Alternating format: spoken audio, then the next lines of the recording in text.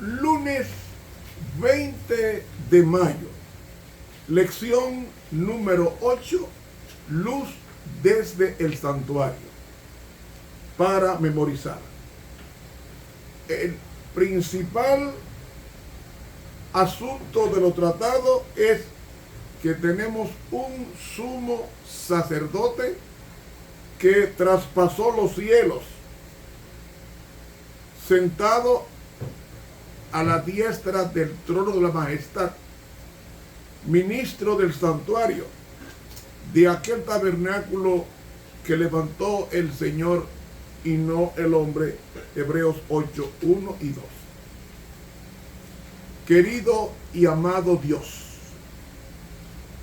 ante tu presencia estamos envueltos en tu incienso de tu gracia para poder ser escuchado por ti, para que nuestras súplicas sean las súplicas del Espíritu Santo según Romanos 8, y de esa manera saber que no estamos solos en el universo, que Dios escucha nuestras preces.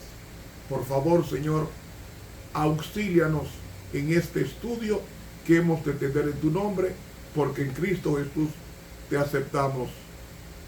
Amén. Para hoy lunes, en el lugar santísimo. Realmente el santuario estaba compuesto por 4 partes. La primera parte es el campamento que rodeaba el santuario. El segundo es el atrio donde se mataban los animales. El tercer departamento es el lugar santo, donde los sacerdotes oficiaban todos los días en ese primer departamento del edificio de 2 divisiones. Luego había un cuarto contiguo al tercero, que es donde estaba el arca del pacto. Repito, el santuario tenía 4 divisiones. La primera división eran las 12 tribus que rodeaban el santuario. La segunda es el atrio exterior donde se mataban los animales. La tercera es el lugar santo, donde estaban 3 muebles. El altar de incienso en el medio, la mesa con los 12 panes de la proposición o presencia, y a mano izquierda estaba la menorá, o sea, el candelabro de 7 brazos. Pero en el segundo departamento,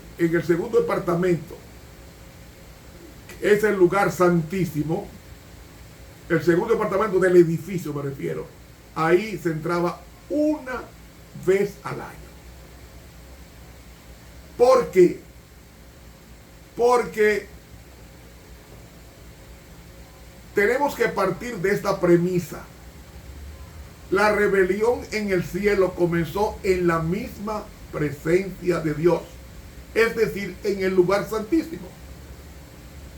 Pues donde comenzó la rebelión, ahí es donde Dios tiene que concluir su trabajo, expulsando, como dije ayer, a los demonios. Y ahora Cristo, cuando viene a la tierra y muere por nosotros, teníamos un representante en el cielo que ocasionalmente subía, que era Satanás, a representarnos a nosotros, hasta que Cristo vino y murió en la cruz.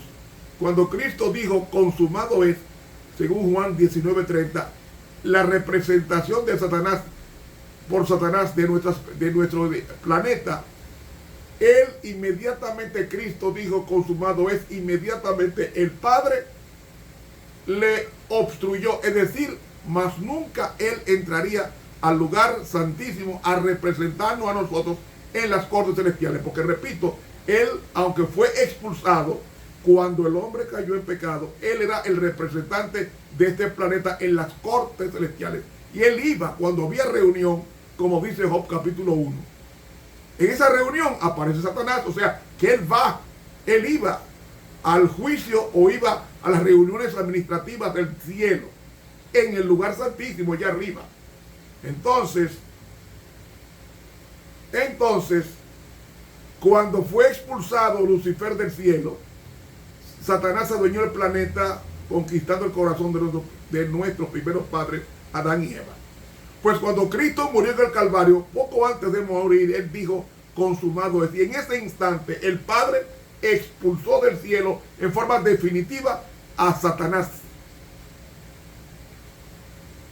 Y entonces nuestro representante es Cristo en el santuario. Antes era Lucifer en el santuario, ahora es Cristo en el santuario. Por eso es que debemos alegrarnos, porque tenemos un representante en las cortes celestiales, es a saber, Cristo, que venció a Satanás en el cielo, lo venció en la tierra y lo venció en la cruz del Calvario. Por eso es que ninguna condenación hay para los que están en Cristo Jesús, dice Romanos capítulo 8. Ahora bien, el lugar santísimo, ahí es donde está el trono de Dios. Ahí es donde está el arca del pacto, que es un símbolo de su trono. El arca del pacto contentiva los 10 mandamientos, porque justicia y juicio son el cimiento de tu trono. Es decir, el trono de Dios está compuesto de justicia y misericordia. Dios es amor, pero también fuego consumidor. No podemos desligar esa característica divina. Cuando había que ejercer autoridad, expulsó a los demonios del cielo. Cuando tuvo que vencer en el Calvario, dijo, consumado es, que significa, el pagaré ha sido pagado, el pagaré de mi culpa. ¿Me están siguiendo? Ahora bien, ese lugar santísimo solamente se entraba una vez al año, porque todos los días los sacerdotes o el sacerdote entraba, tomaba la víctima sin defecto, el animal, lo mataba el que ofrecía el animal, y luego el sumo sacerdote tomaba parte de esa sangre caliente y la untaba en los cuernos del altar de sacrificio, y otras veces entraba al lugar santo y rociaba parte de esa sangre delante del velo. Esos pecados estaban registrados allí por la estampa de la sangre. Ahora, como la sangre se descompone y hiede, todo lo humano es así, y lo animal por igual, entonces el pecado estaba en la presencia del lugar santo. Y un día alguien tenía que borrar esos pecados de ahí. Entonces, ¿qué pasa? Para eso había un altar de incienso que perfumaba el lugar santo de cualquier mal olor.